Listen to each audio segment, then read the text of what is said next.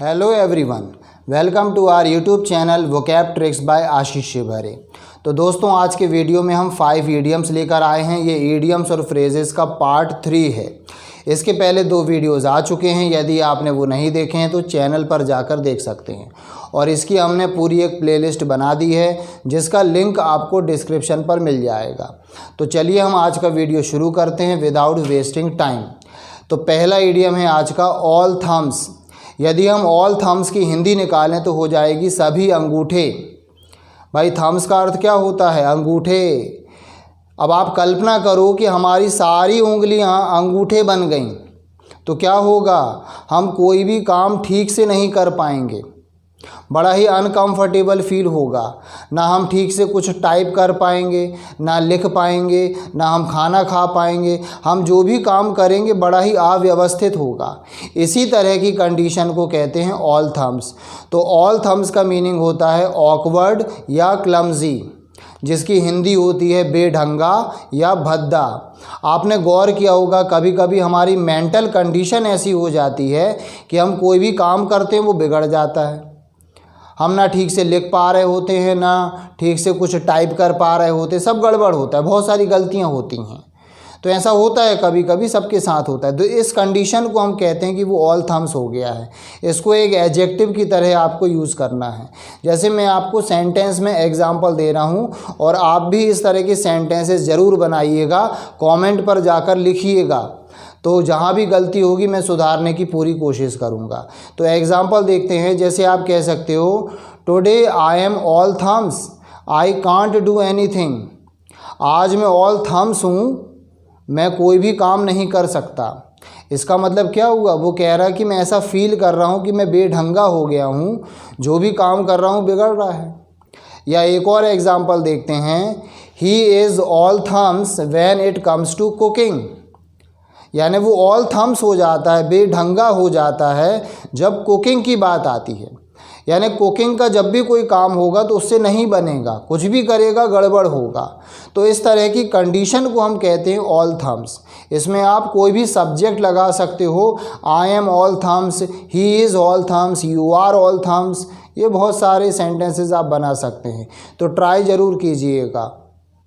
आज का next phrase है अराउंड या फिर राउंड द कॉर्नर। देखो, कॉर्नर का मीनिंग होता है कोना। यदि आप कमरे में कहीं भी खड़े हो जाएं तो आप किसी न किसी कॉर्नर के पास में खड़े होंगे, क्योंकि कॉर्नर चारों दिशाओं में होते हैं। तो आप कहीं भी खड़े हो जाओ, क्या सबसे पास मिलेगा आपको? कॉर्नर। तो राउंड द कॉर्नर या फिर अराउंड द कॉर्नर का मीनिंग होता है नियर या फिर अबाउट टू हैपन, जिसका हिंदी में अर्थ है पास, निकट, या फिर जो होने वाला है, कोई भी घटना घटने वाली है। जैसे एग्जाम्पल देखते हैं, my examinations are round the corner. या फिर आप अराउंड भी लगा सकते हो, मेरी परीक्षाएं नज़दीक हैं, मेरी परीक्षाएं निकट हैं, आने वाली हैं।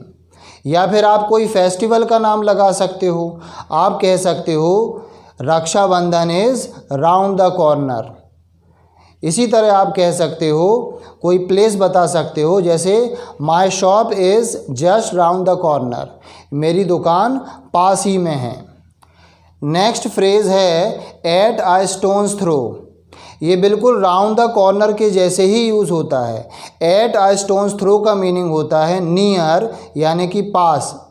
लेकिन एक अंतर ज़रूर है, ये जो राउंड द कॉर्नर है ये हमें प्लेस और टाइम दोनों की दूरी को बताता है। लेकिन एट अ स्टोन्स थ्रो ये केवल प्लेस की दूरी को बताता है, स्थान की दूरी को बताता है। तो इसका सरल भाषा में अर्थ है नियर या फिर निकट। या आप इसको ऐसा समझो कि स्टोन का अर्थ होता है पत्थर और थ्रो का अर्थ होता है फेंकना। तो कोई भी स्थान इतनी पास है कि यहाँ से पत्थर फेंकोगे पहुँच जाएगा। जैसे आप कह सकते हो, my school is at a stone's throw from my home. मेरा स्कूल मेरे घर से बहुत पास में है। यानी इतनी पास है कि अगर मैं अपने घर से पत्थर फेंकूँ तो वो पत्थर स्कूल में पहुंच जाएगा, लेकिन मैं ना पहुंचूंगा। इतनी पास है। इसी तरह आप कह सकते हो the shop is just at a stone's throw from here, यानी दुकान यहाँ से बिल्कुल नज़दीक में ही है। तो ये बहुत अच्छे फ्रेजेस हैं, सेंटेंसेस ज़रूर बनाइएगा। जितने ज़्यादा आप सेंटेंसेस बनाएंगे उतना ज़्यादा आपको याद रहेगा। और कोशिश करें इनको बोले भी, जो भी आप सेंटेंसेस बनाएं उनको आप बोलें भी, और गलतियों से ना डरें। लेट देयर बी मिस्टेक्स, गलतियाँ किससे नहीं होती भाई, सभी से होती हैं। गलतियाँ वही करता है जो काम करता है, जो काम नहीं करेगा वो गलती कैसे करेगा।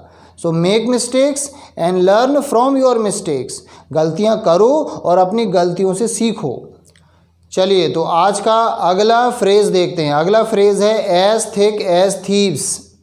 अब वैसे थिक का अर्थ होता है गाढ़ा या फिर मोटा, और थीव्स का अर्थ होता है चोर।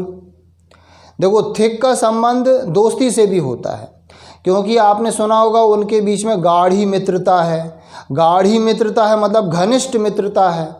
तो एज थिक एज थीव्स का अर्थ होता है बहुत ही घनिष्ठ, बहुत ही क्लोज, वेरी फ्रेंडली, जिनमें बहुत दोस्ताना हो, बहुत ही फैमिलियरिटी हो, घनिष्ठता हो, तब हम यूज़ करते हैं एज थिक एज थीव्स।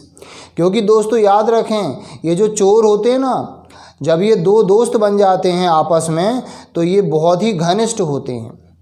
अगर एक चोर पकड़ जाए तो उसकी कितनी भी पिटाई कर दी जाए वो दूसरे चोर का नाम नहीं लेगा, इतने घनिष्ठ हो जाते हैं। आपने सुना होगा चोर चोर मौसेरे भाई, एक कहावत है, हालांकि वो ये नहीं है लेकिन उससे मिलता जुलता है।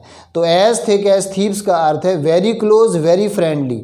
एग्जाम्पल देखते हैं, Raman and Chaman are as thick as thieves, यानी रमन और चमन चोरों की तरह घनिष्ठ हैं, चोरों की तरह फ्रेंडली हैं। यानी कैसे हैं, बहुत ही दोस्ताना, बहुत ही मैत्रीपूर्ण उनमें रिलेशनशिप है। तो चलिए दोस्तों आज का हम लास्ट फ्रेज़ देखते हैं। लास्ट फ्रेज़ है आस्क फॉर द मून या फिर cry for the moon. Ask for का अर्थ होता है मांगना, तो चांद मांगना या फिर चांद के लिए रोना।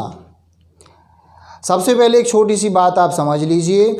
आप सोच रहे होंगे कि आस्क का मतलब तो पूछना होता है, बिल्कुल होता है, लेकिन दोस्तों याद रखें इंग्लिश में फ्रेजल वर्ब्स होती हैं। फ्रेजल वर्ब्स का अर्थ होता है कि एक वर्ब होगी और वर्ब के साथ कोई प्रेपोजिशन या एडवर्ब आ जाता है, तो एक नया मीनिंग निकल कर सामने आता है, बिल्कुल एक नया मीनिंग। जैसे जब हम दूध, पानी, शक्कर, चाय पत्ती डालते हैं तो एक नया पदार्थ हमको मिल जाता है जिसको हम चाय कहते हैं।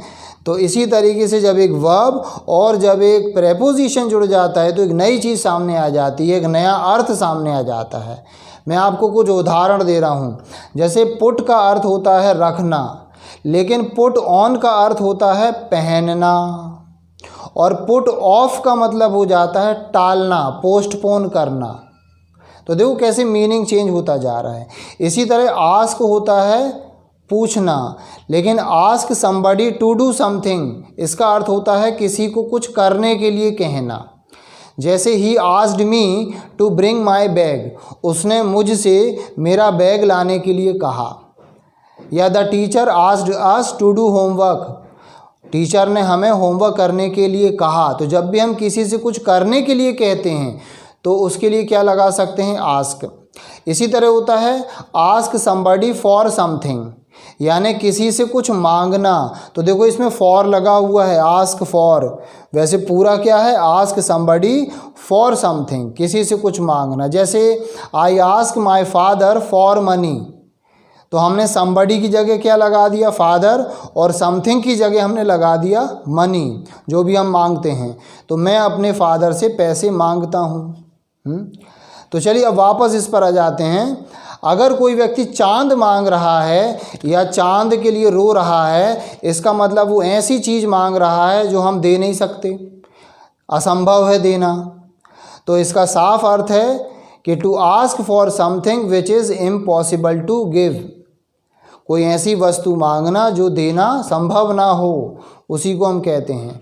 एग्जाम्पल देखते हैं। एग्जाम्पल है I can't give you an iPhone, you are asking for the moon. मान लो एक फादर अपने बेटे से कह रहे हैं कि भाई मैं आपको आईफोन नहीं दे सकता, आप तो चांद मांग रहे हो भाई, यानी आप एक असंभव चीज़ मांग रहे हो। है हमारे 2 महीने की तनख्वाह है, वो 2-3 महीने की तनख्वाह है, जितने में एक फ्रिज आ जाएगा, वॉशिंग मशीन आ जाएगी, टेलीविज़न भी आ जाएगा, इन तीनों का अमाउंट मिला के वो फ़ोन आएगा। You are asking for the moon. Okay, तो आई होप आपको ये वीडियो पसंद आया होगा। यदि पसंद आया है तो लाइक और शेयर करना ना भूलें, और चैनल पर न्यू हैं तो चैनल को सब्सक्राइब कर लीजिए, बेल आइकन को दबा दीजिए ताकि आपको आने वाले वीडियोस के नोटिफिकेशन मिल जाएंगे। और आप हमें सोशल मीडिया पर भी फॉलो कर सकते हैं, जिसका लिंक आपको डिस्क्रिप्शन पर मिल जाएगा। So let us finish, see you soon.